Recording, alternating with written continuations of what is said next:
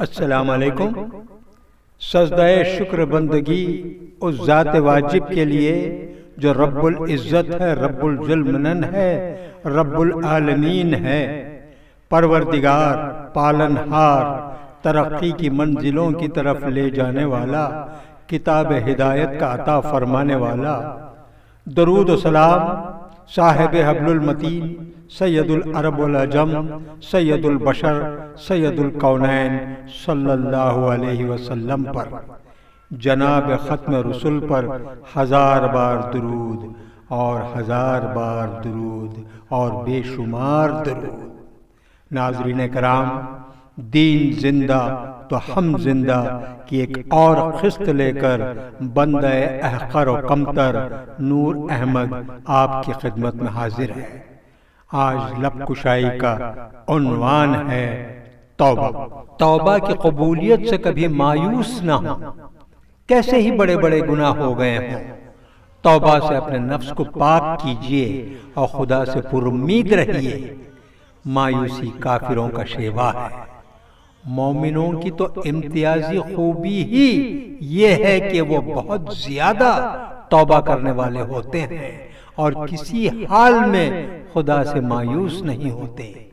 گناہوں کی زیادتی سے گھبرا کر مایوسی میں مبتلا ہونا اور توبہ کی قبولیت سے نا امید ہونا ذہن و فکر کی تباہ کن گمراہی ہے۔ خدا نے اپنے محبوب بندوں کی یہ تعریف نہیں فرمائی کہ ان سے گناہوں کا صدور نہیں ہوتا، بلکہ فرمایا ان سے گناہ ہوتے ہیں لیکن وہ اپنے گناہوں پر اصرار نہیں کرتے، صفائی سے ان کا اعتراف کرتے ہیں اور خود کو پاک کرنے کے لیے بے چین ہوتے ہیں۔ نبی کریم صلی اللہ علیہ وسلم کا ارشاد ہے، خدا اپنے بندے کی توبہ قبول کرتا ہے مگر سانس اکھڑنے سے پہلے۔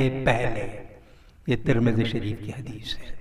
ناظرین، حضرت یوسف علیہ السلام کے بھائیوں نے ان کو اندھیرے کنویں میں ڈھکیل کر اپنی داست میں انہیں ختم کر دیا، گویا وہ نبی کے قتل کا گناہ کر بیٹھے اور ان کا کرتا خون میں رنگ کر اپنے باپ یعقوب علیہ السلام کو یقین دلانے کی کوشش کرنے لگے کہ یوسف مر گئے اور ان کو بھیڑیے نے اپنی غذا بنا لیا۔ لیکن اس عظیم گناہ کا ارتکاب کرنے کے کئی سال بعد جب ان میں اپنے جرم کا احساس ابھرتا ہے اور وہ شرمسار ہو کر اپنے والد سے درخواست کرتے ہیں کہ ابا جان ہمارے لیے خدا سے دعا کیجئے کہ خدا ہمارے گناہ کو معاف کر دے، تو خدا کے پیغمبر حضرت یعقوب علیہ السلام یہ کہہ کر انہیں مایوس نہیں کرتے کہ تمہارا گناہ بہت عظیم ہے اور اس عظیم ترین گناہ پر اب برسوں گزر چکے ہیں، لہذا اب معافی کا کیا سوال، بلکہ وہ ان سے وعدہ کرتے ہیں کہ میں ضرور تمہارے لیے اپنے پروردگار سے دعائے مغفرت کروں گا، اور انہیں یہ یقین دلاتے ہیں کہ خدا ضرور تمہیں معاف کر دے گا، اس لیے کہ وہ بہت زیادہ درگزر کرنے والا اور بڑا ہی رحم فرمانے والا ہے۔ نبی کریم صلی اللہ علیہ وسلم نے امت کو مایوسی کی تباہی سے بچانے کے لیے صحابہ کرام کو ایک عجیب و غریب قصہ سنایا، جس سے یہ سبق ملتا ہے کہ مومن عمر کے جس حصے میں بھی اپنے گناہوں پر شرمندہ ہو کر سچے دل سے خدا کے حضور گڑ گڑائے گا تو وہ اپنے دامن مغفرت میں ڈھانپ لے گا اور کبھی نہیں دھتکارے گا۔ رسول مقبول صلی اللہ علیہ وسلم نے فرمایا کہ پچھلی قوم میں ایک شخص تھا جس نے 99 خون کیے تھے۔ اس نے لوگوں سے معلوم کیا کہ دنیا میں سب سے بڑا عالم کون ہے۔ لوگوں نے اس کو ایک خدا رسیدہ راہب کا پتہ دیا۔ وہ اس راہب کے پاس گیا اور بولا، حضرت میں نے 99 خون کیے ہیں، کیا میری توبہ بھی قبول ہو سکتی ہے؟ راہب نے کہا، نہیں، تمہاری توبہ قبول ہونے کی اب کوئی صورت ہی نہیں۔ یہ سنتے ہی اس شخص نے مایوسی میں اس راہب کو بھی قتل کر دیا اور اب وہ پورے 100 افراد کا قاتل تھا۔ اب اس نے پھر لوگوں سے دریافت کرنا شروع کیا کہ روئے زمین میں دین کا سب سے بڑا عالم کون ہے۔ لوگوں نے اس کو ایک اور راہب کا پتہ دیا۔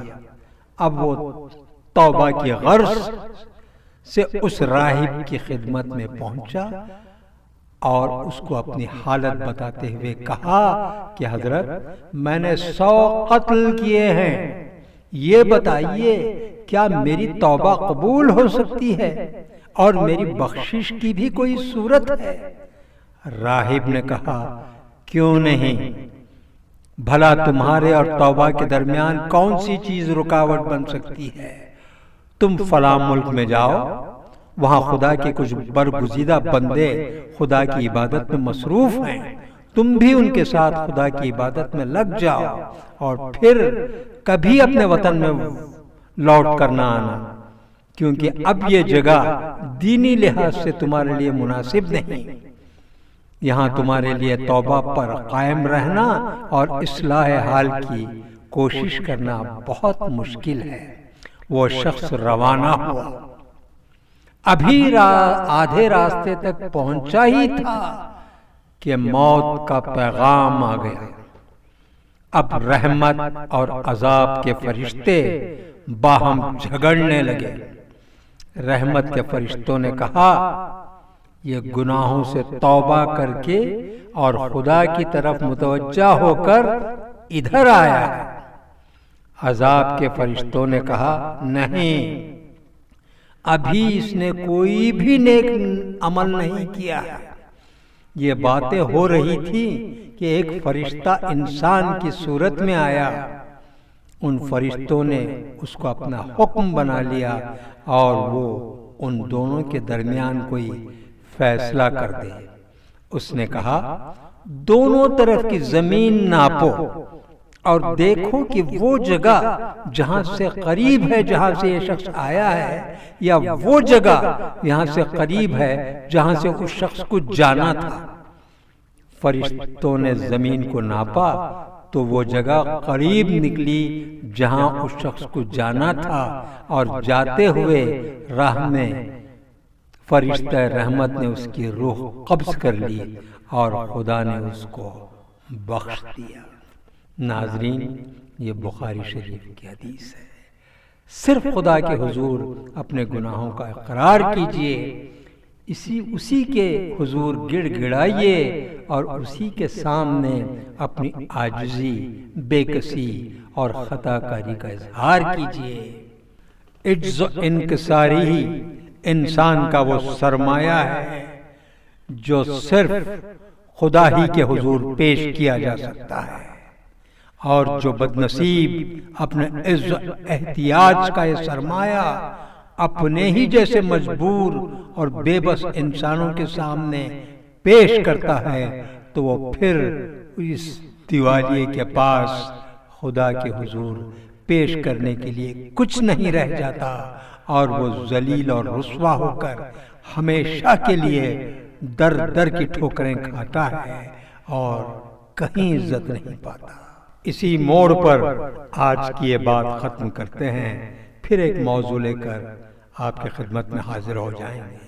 تب تک کے لیے نور احمد کو اجازت دیجیے، اور ناظرین یہ ضرور یاد رکھیں کہ دین زندہ تو ہم زندہ، فانوس بن کے جس کی حفاظت ہوا کرے وہ شمع کیا بجھے جسے روشن خدا کرے۔